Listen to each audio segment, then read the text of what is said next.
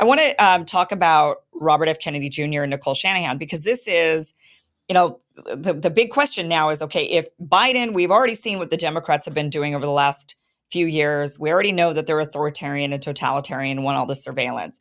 Trump now, unfortunately, it's become a lot clearer to a lot of people that Trump is no different, willing to usher in the same things, willing to print a bunch of money, willing to spend money on wars. Then we've got what are our options here? What do we do? We're coming up on an election here in November. We've got pretty much three choices, three more. I mean, there's definitely other options out there, other people running for president, but we really have like three viable options potentially. But Robert F. Kennedy Jr., Nicole Shanahan, you say, are no better.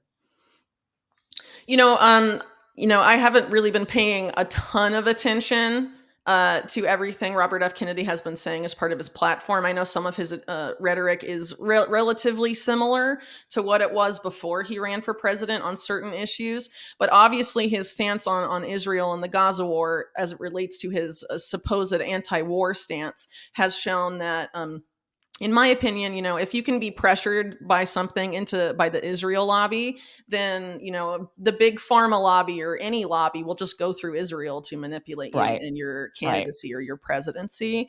So I think, that's very disturbing. And if he, I know that recently he has gone around saying stuff that he said before about how, endless war is bad. It's fueled by money printing. And, this benefits people like BlackRock. But BlackRock, and he'll talk about that in Ukraine. But I mean, a lot of these same entities it's the same with Israel in their war machine. And so if it's going to be okay for one country to do it, and for us to print money and then give a lot of that money we're printing away to Israel with no conditions at all, the situation can arise where that same stuff could happen for any country. If you'll allow it for one, you can be pushed to allow it for more. So, I find that extremely disappointing. I think there is no anti-war candidate in the race, as much as people would like to think that. But obviously, if you're willing to overlook the use of artificial intelligence by the IDF to wantonly murder people who have no provable ties to Hamas, and to also ignore the fact, I was on RFK Jr.'s podcast a few years ago talking about the CIA connections to the Ukraine conflict, and how, Azov Battalion and a lot of these other entities have intimate CIA connections, and how the CIA may have helped instigate that conflict to begin with. And he was very open to that. But the idea that, Netanyahu help create Hamas as it is today, and wanted Hamas to win in the Gaza Strip, and likes having them for the use of a boogeyman, so Israel can continue to be under a state of military emergency that it's been in since its founding in 1948. And continue a lot of these policies that are just as bad as what Zelensky does to a significant degree. I find that very, very, very troubling and unsettling. And as far as, wanton money printing goes, Nicole Shanahan was managing a project not that long ago about how to enable more quantitative easing on the part of the government, quantitative easing being central bank money printing, by enabling carbon markets. And this is something also that RFK Jr. in the past has been promoting, the idea of solving global warming by unleashing the free market and all of this. And I find this really troubling as well, because if you actually look into where carbon credit trading came from, it is the brainchild of this man named Richard Sander, who is the father of financial futures, the father of derivatives, and also the father of carbon trading. And he was a senior vice president at Drexel Burnham Lambert in the 1980s when they engaged in the junk bond scandal that was led, by Michael Milken. And, that was a major financial scandal, caused major economic harm to the U.S. economy and a lot of other stuff as well. And Richard Sander, made millions off of that. And then right after invented carbon credit trading, and wants to create a private market for clean water and air and all sorts of stuff. And he's also the guy behind the collateral mortgage obligation, which gave us the 2008 financial crisis. And when people look at the existing carbon credit market, they've found time and again that most of the credits that are issued are completely worthless and meaningless. And even under their own metrics of saving the planet, they don't do anything to help the planet. So they've been criticized by people who don't believe in the climate change narrative and people who do. It's widely seen as being grift prone and fraud prone. And the answer that we've been given to that is instead to add an insurance later. So make a new market for the insurance industry and have them insure carbon credits so that the fraud and the grift and all of that can continue. But now you can get insurance for it. But it's not about saving the planet. This is about creating new markets. It's created and promoted by bankers. And frankly, the people that have created the UN Sustainable Development Goal system are bankers. It's people like Mark Carney. It's people like Mike Bloomberg, who may be best known for being mayor of New York, but he's a Solomon Brothers Wall Street guy. Yeah. And, these are the people that have essentially designed that. And it's not about saving the planet at all. It's about making a new market. And the idea that Shanahan would think it was a good idea to basically enable this type of carbon market as a way to, basically as a place to stuff US government debt that's generated by extreme fiscal irresponsibility, I think that is extremely troubling. I also think it's troubling as well that the person that she chose to put in charge, or rather manage her personal foundation, is a career person from Open Philanthropy, whose current venture alongside Shanahan's foundation is, funded pretty much exclusively as well by Dustin Moskovitz, the Facebook co-founder that the vast majority of his wealth is in Open Philanthropy as well. And Open Philanthropy was the sole funder of Event 201 before COVID, something that RFK Jr. has routinely criticized. So, perhaps even just as troubling is that Open Philanthropy, that particular organization, had a lot of ties to Sam Bankman-Fried of FTX and the broader effective altruist movement in Silicon Valley, which is a very troubling movement the more that you look into it. And it's one of those things that you see also with some of the UN Sustainable Development Goal stuff. This idea of hiding predatory policy behind a guise of altruism. That's effectively what, effective altruism is for a lot of these Silicon Valley oligarchs. Remember, Shanahan was married to Google's Sergey Brin.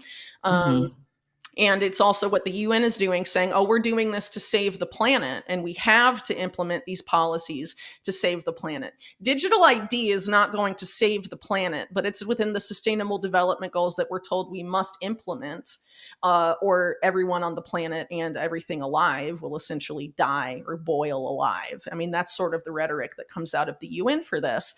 And on its face, it's completely insane, because if you look at the SDGs, only one of the Sustainable Development Goals deals with climate at all. The rest are about overhauling our way of life. And it's essentially about creating this totalitarian system. And if you listen to people like Larry Fink of BlackRock, who's been a WEF board of trustee and is involved with some of these UN efforts for green finance, and has also been, involved with the Biden administration and the Trump administration as well, he's on record saying markets like totalitarian governments. This is about the bankers wanting to create a new system of finance because their Ponzi scheme that they've been running is at, the end of its life, basically. So how do they not get left holding the bag?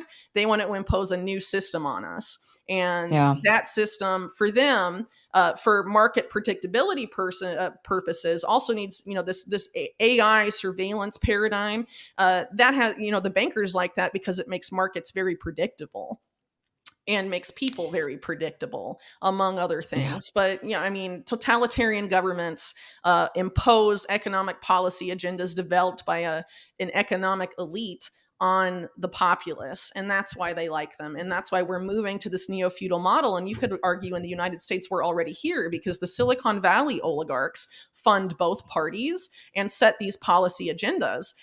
So maybe Bill Gates has been vilified by the right, but we have Elon Musk and Peter Thiel on the right enacting the exact same policies, essentially, and manufacturing consent for them and paying people in independent media to promote them as our saviors. It's completely insane. We're just going to have to stay very vigilant, I think, is what it really boils down to. Stay vigilant. But again, when it comes to this election, I don't know what our options are. I would like to see somebody who actually does uphold the values, American values that we think we have. I would like to see somebody run, like maybe a Thomas Massey. I don't know, but then I'm afraid to say his name, and you probably have all this dirt on him. It's like No, there's I nobody actually good. don't. I think, as far as congressman goes, Thomas Massey seems quite principled, but unfortunately, Yeah, when you have one or two principled congressmen out of several hundred, the right. difference it makes is rather insignificant, which is unfortunate. But I Yeah, think the only way to really get out of this is for Americans to understand that no matter who we get in the White House, it's not going to fix things. The only way to fix things is to fix them at a local level, at the community level, take individual responsibility back, and start building resilience to all this crazy stuff they're trying to enact on us at the local level. That's really all we can do, because we're being given hero after hero that's controlled opposition or leading us astray or leading us to these disastrous policy agendas that could essentially enslave the human race and stuff. I mean, yeah, it's just absolutely sinister, and the only way to not get sucked into that is to not comply. How do we not comply? We start building local resilience systems that we can use instead of the systems they're going to try and impose on us. So yeah, if you're require their digital ID in this system to do anything, we have to find ways where we can still continue to live our lives and do stuff with our communities and not be yeah, left isolated like we were during COVID. And COVID really should have been the wake up call for all of these things. But as we've talked about today, a lot of the people that saw through and realized what was going on under COVID and what they were testing out are being psyoped right now into cheering on the exact same thing, as right, long as we'll own the left and own the woke and all of this stuff. right. Um, and I think people just really need to snap out of it and realize that we're being had and that we have to stop totalitarianism that's being foisted upon us by both parties. And again, the reason they're investing and have invested so much money and time in this is because our compliance is essential. And so if we do Yeah, not comply and we do not participate, it fails. And I think that's what people need to keep in mind, because that ultimately means that the power does rest with us. But we have yeah, to break this cultural conditioning that we need a political savior to get us out of this mess. We are the saviors that we have been waiting for. It's time to build something as Americans with other Americans and stop hoping that these puppets are going to do something for us. And, it's time for us to actually do something about it and not be these like armchair activists or, I'm just going to tweet and that's enough. It's not enough. It's time to build something locally that will have an impact on your lives and your loved one lives and your friends' lives. I think that's really the only way forward.